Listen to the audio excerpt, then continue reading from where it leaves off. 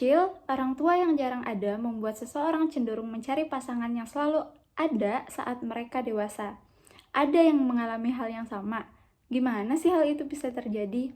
Nah, sebelum itu, halo semuanya, perkenalkan, aku Adilia Fitriani Putri Pratiwi, mahasiswa Psikologi Universitas Mercu Buana, Yogyakarta. Di sini aku bakalan ngebahas terkait dengan pengaruh dari pola asuh yang orang tua terapkan terhadap hubungan romantis ketika sang anak dewasa. Di sini aku mau nanya, ada nggak sih yang sering banget nih nanya ke pasangannya, kamu sayang nggak sih sama aku? Atau kamu peduli nggak sih sebenarnya sama aku? Nah, kalau ada, kondisi ini merupakan bagian dari attachment style. Tapi, sebelum kita lanjut ke attachment style, aku bakalan ngebahas dulu terkait dengan teori dari si attachment itu sendiri.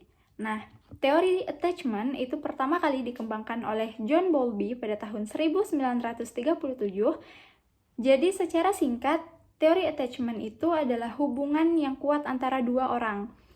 Jadi pada teori ini menekankan pentingnya kehadiran orang tua bagi sang anak, baik itu ayah maupun ibu dalam kehidupan anak.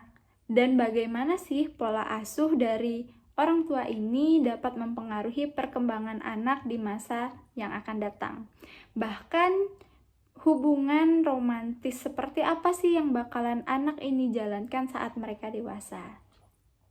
Nah, dalam teori ini, jika orang tua tidak mampu membangun hubungan yang kuat dengan anak, bahkan hanya dengan hal kecil seperti menghibur anak saat menangis, hal itu dapat membuat anak mengembangkan rasa cemas, takut, bingung, bahkan masalah psikologis karena merasa tidak dapat mempercayai orang tua mereka untuk memenuhi kebutuhan mereka secara penuh nih, teman-teman.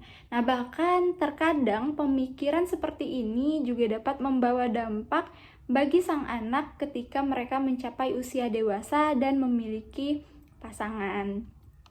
Nah, dalam penelitian yang dilakukan oleh Kim Bartholomew mengenai attachment, terdapat 3 attachment style yang dapat terjadi pada individu.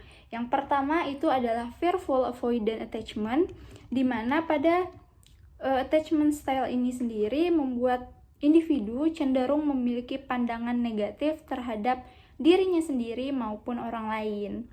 Nah, mereka cenderung menghindari penolakan dengan menjauhi hubungan yang dekat dengan orang lain.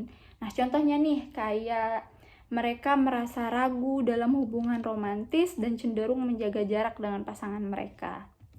Yang kedua, itu ada anxious preoccupied attachment.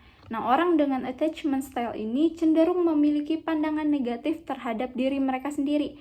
Nah, tetapi mereka masih memiliki harapan nih agar orang lain dapat menerima dan mencintai mereka. Nah, perilaku yang sering muncul adalah dengan selalu mencari penerimaan dari pasangannya dan cenderung emosional serta sering merasa cemburu. Dan yang ketiga adalah dismissive avoidant attachment. Nah, pada attachment style ini, seseorang itu cenderung memiliki pandangan yang positif terkait dirinya sendiri dan merasa mandiri, tapi mereka menolak untuk terlibat dalam hubungan. Nah, contohnya, mereka cenderung merasa puas dengan diri mereka sendiri dan merasa tidak membutuhkan keterikatan dengan orang lain. Aku mau nanya nih sama teman-teman, menurut pendapat teman-teman sendiri, sebenarnya hubungan romantis itu seperti apa sih gitu? Nah, jadi hubungan yang romantis itu apakah hubungan yang selalu atau saling memberi kabar satu sama lain, atau selalu bertanya nih sama pasangannya, kamu masih sayang gak sih sama aku? Kamu beneran peduli gak sih sama aku? Atau sebagainya, seperti itu. Nah, tapi teman-teman harus tahu pada dasarnya hubungan romantis setiap individu itu berbeda-beda, tergantung pada bagaimana kedua individu itu menjalaninya. Nah, secara umum juga hubungan romantis merupakan aktivitas yang dilakukan oleh dua orang kekasih di mana mereka saling berbagi pikiran secara lebih intim. Seperti itu, teman-teman. Nah, tapi yang perlu teman-teman tekankan di sini, terkadang hubungan romantis itu dapat menjadi hubungan yang tidak sehat seperti itu. Misalnya pasangan yang terlalu posesif, terus sering merasa curiga satu sama lain, atau malah mengendalikan si pasangannya gitu. Nah, hal seperti ini tuh dapat membuat kita atau malah keduanya merasa tidak nyaman berada di dalam hubungan tersebut.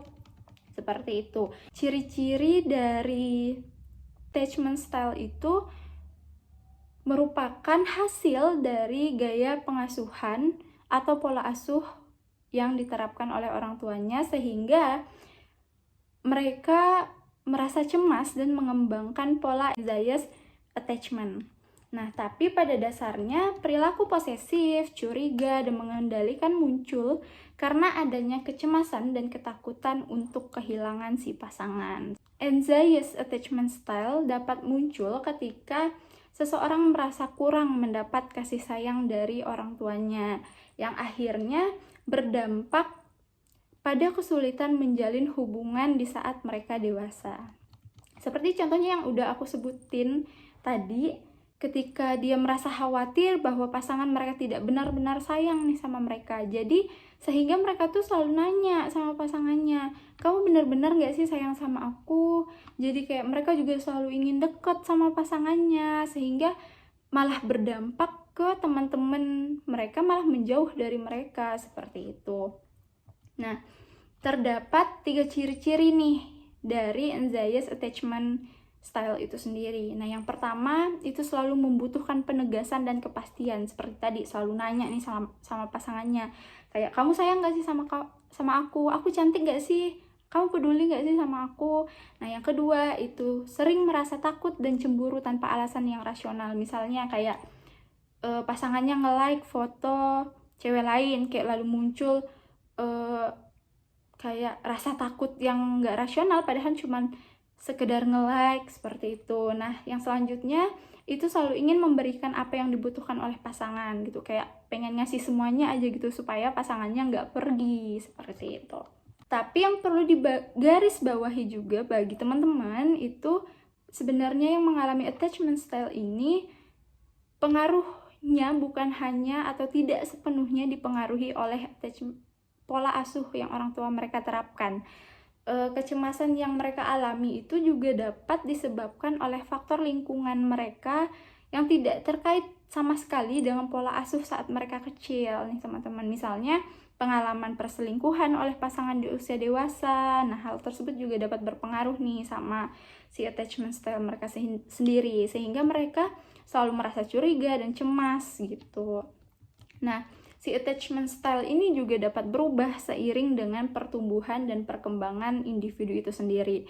Pikiran, pengalaman yang berkembang memiliki banyak pengaruh terhadap attachment style ke pasangan kita, seperti itu. Jadi bagi teman-teman yang merasa kayaknya aku punya anxious attachment style deh gitu. Nah, teman-teman bisa berubah karena teman-teman sendiri mempunyai hak dan kemampuan untuk merubah hal itu, seperti itu. Nah, di sini aku punya tips nih untuk mengatasi anxious attachment style itu sendiri. Yang pertama yaitu sadari diri sendiri. Nah, di sini yang dimaksud dengan menyadari diri sendiri itu, cobalah teman-teman untuk mengenali, bertanya kepada diri sendiri, kayak attachment style yang aku miliki itu apa sih sebenarnya gitu.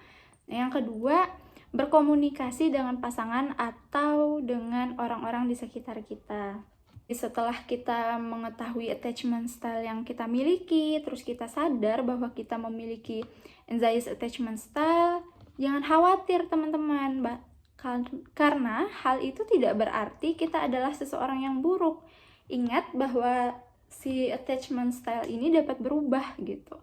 Kenali, komunikasikan secara perlahan dan jelas dengan pasangan kita atau orang terdekat kita mengenai harapan-harapan kita dalam sebuah hubungan.